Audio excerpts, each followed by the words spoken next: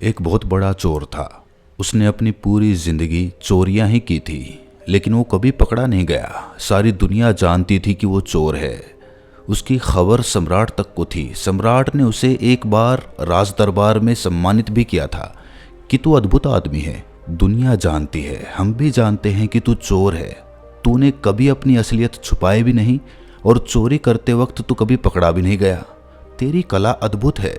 वर्षों बीतने के बाद जब वो चोर बूढ़ा हुआ तो उसके बेटे ने कहा कि अब मुझे भी अपनी कला सिखा दीजिए, क्योंकि अब मौत का क्या भरोसा। तो बूढ़े बाप ने कहा कि ठीक है, ये कला तू जानना चाहता है तो सिखा दूंगा। कल रात तू मेरे साथ चल। वो कल अपने लड़के को लेकर गया। उसने सेंध लगाई। लड़का खड़ा खड़ा सब देख रहा था। बूढ़ा चोर इस तरह सेंध लगा रहा था, इतनी तन्मयता से, जैसे कोई चित्रकार चित्र बनाता हो, जैसे कोई मूर्तिकार मूर्ति बनाता हो, जैसे कोई भक्त मंदिर में पूजा करता हो। ऐसी तन्मयता, ऐसा लीन, जैसे इससे कम में काम नहीं चलेगा। वो मास्टर थीफ था। वो कोई साधारण चोर नहीं था, सैकड़ों चोरों का गुरु था। लड़का खड़ा खड़ा कांप रहा था। रात को ठंड थी, लेकिन कंपकपी छूट रही थी। वो चारों तरफ चौंक चौंक कर देख रहा था, लेकिन बाप अपने काम में लीन था। उसने एक बार भी आंख उठाकर इधर उधर नहीं देखा। चोरी की सेंध तैयार हो गई। बाप बेटे को लेकर अंदर गया। बेटे के तो हाथ पैर कांप रहे थे। जिंदगी में ऐसी घबराहट कभी नहीं हुई थी, और बाप ऐसे चल रहा था जैसे अपना घर हो। वो बेटे को लेकर अंदर गया। उसने दरवाजे के ताले तोड़े, फिर एक बहुत बड़ी वस्त्रों की अलमारी का ताला तोड़ा और बेटे को कहा तू अंदर चला जा। बेटा अलमारी के अंदर चला गया। हीरे जवाहरात जड़े बहुमूल्य वस्त्र थे। जैसे ही बेटा अलमारी के अंदर गया, बाप ने ताला लगाकर चाबी अपनी जेब में डाल ली। लड़का अंदर, बाप घर के बाहर गया और दरवाजे के पास जाकर जोर से शोरगुल मचाने लगा, चोर चोर, और सेंध से निकलकर अपने घर चला गया। घर के सभी लोग जाग गए, पड़ोसी भी जाग गए। अलमारी में बंद लड़के ने अपना सर पीट लिया कि ये क्या सिखाना हुआ। मारे गए। बाप तो निकलने का कोई उपाय भी नहीं छोड़ गया। चाबी भी साथ ले गया, ताला भी लगा गया। घर भर में लोग घूम रहे थे। सेंध लग गई थी और लोग पैर के चिन्ह देख रहे थे। नौकरानी उस जगह पर आई जहां पर अलमारी में चोर बंद था। उसे कुछ नहीं सूझ रहा था कि क्या करे। बुद्धि बिल्कुल बेकार हो गई। जहां बुद्धि बेकाम हो जाती है, वहां भीतर की अंतस चेतना जागती है। अचानक जैसे किसी ऊर्जा ने उसे पकड़ लिया और उसने इस तरह आवाज की जैसे चूहे कपड़े को कुतर रहे हों। ऐसा उसने अपनी जिंदगी में पहले कभी नहीं किया था। वो खुद भी हैरान हुआ अपने पर। नौकरानी चाबियां खोज कर लाई। उसने दरवाजा खोला और दिया लेकर उसने भीतर झांका कि शायद चूहा होगा। जैसे ही नौकरानी ने दिया लेकर झांका, उसने दिए को फूंक मारकर बुझाया और नौकरानी को धक्का देकर भागा। जब वो सेंध से निकला तो उसे देखकर 10-20 आदमी उसके पीछे भागे। बड़ा शोरगुल मचा। अड़ोस पड़ोस के सभी लोग इकट्ठे हो गए। वो जान बचाकर भागा। ऐसा वो कभी नहीं भागा था। उसे ये भी समझ में नहीं आया कि भागने वाला मैं ही हूँ, जैसे कोई और ही भाग रहा है। वो एक कुएं के पास पहुंचा और वहां से चट्टान को उठाकर उसने कुएं में पटका। उसे ये भी नहीं पता था कि ये मैं क्या कर रहा हूँ, जैसे कोई और ही करवा रहा है। चट्टान कुएं में गिरी। इसकी आवाज सुनकर सारी भीड़ कुएं के पास इकट्ठी हो गई। सबने सोचा कि चोर कुएं में कूद गया है, लेकिन तब चोर झाड़ी के पीछे सांस रोककर खड़ा हुआ था। मौका मिलते ही वो दबे पांव वहां से निकलकर घर गया। उसने मन ही मन खुद से कहा, आज इस बाप को ठीक करना ही पड़ेगा। ये कैसा सिखाना हुआ। वो दरवाजे को धक्का देकर अंदर गया। बिस्तर पर बाप कंबल ओढ़े आराम से सो रहा था। उसने कंबल खींचा और कहा कि ये क्या है, अब क्या मुझे मार डालना चाहते हैं।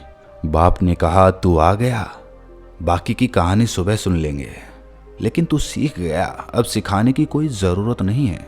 बेटे ने कहा, अरे कुछ तो कहो, कुछ तो पूछो मेरा हाल, क्योंकि मैं अब सो नहीं पाऊंगा। बेटे ने सारा हाल बताया कि ऐसा ऐसा हुआ। बाप ने हंसकर कहा कि बस तुझे कला आ गई, ये कला सिखाई नहीं जा सकती, लेकिन तू आखिर मेरा ही बेटा है, मेरा खून तेरी रगों में दौड़ता है, बस हो गया।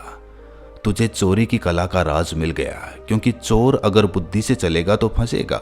वहां तो बुद्धि छोड़ देनी होती है, क्योंकि हर घड़ी नई है, हर बार नए लोगों के घर चोरी है, हर मकान नए ढंग का है। पुराना अनुभव कुछ काम नहीं आता। वहाँ तो बुद्धि से चले कि उपद्रव में पड़ जाएंगे, वहाँ तो अंतस चेतना से चलना पड़ता है। चोर मन को समझिए दोस्तों, जब हम पहली बार कोई काम करते हैं तो हमारी चेतना पूरी समग्र होती है, सारी चेतना उसी काम पर लगी होती है। लेकिन 2-4 बार उसी काम को बार बार करने से हमारी अंतस चेतना उसके प्रति सुन्न हो जाती है। उसके बाद मनुष्य एक यंत्र की भांति काम करने लगता है। उसकी चेतना का उसके काम में कोई उपयोग नहीं रह जाता, उसके काम में उसकी चेतना का कोई उपयोग नहीं रहता। मैं आपको एक उदाहरण से ये बात समझाना चाहता हूँ।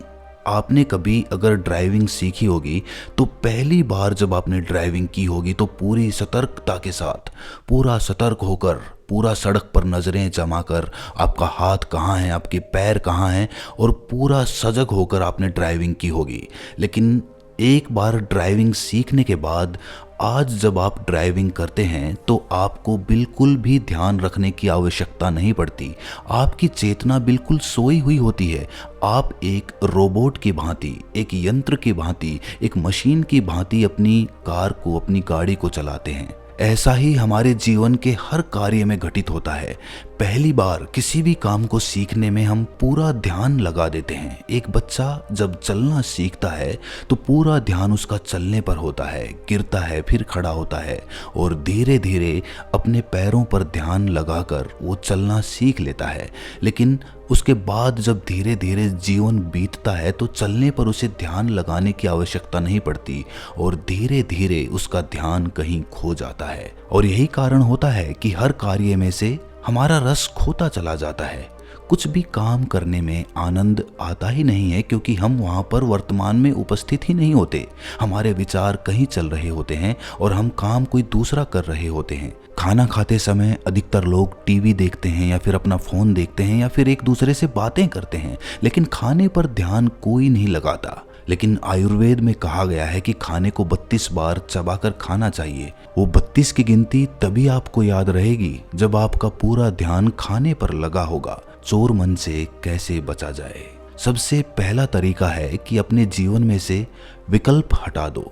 जब हमें लगता है कि हमारे पास कोई दूसरा विकल्प है, जैसे कि खाना खाते हुए हम फ़ोन देख सकते हैं, तो ही हम फ़ोन देखते हैं। लेकिन अगर हमारे पास फ़ोन का विकल्प होगा ही नहीं तो जाहिर रूप से हम अपने खाने पर ही अपना ध्यान लगाएंगे। इसीलिए वर्तमान में जिस काम को कर रहे हो पूरा ध्यान उसी पर लगाओ। दूसरा विकल्प कोई नहीं है।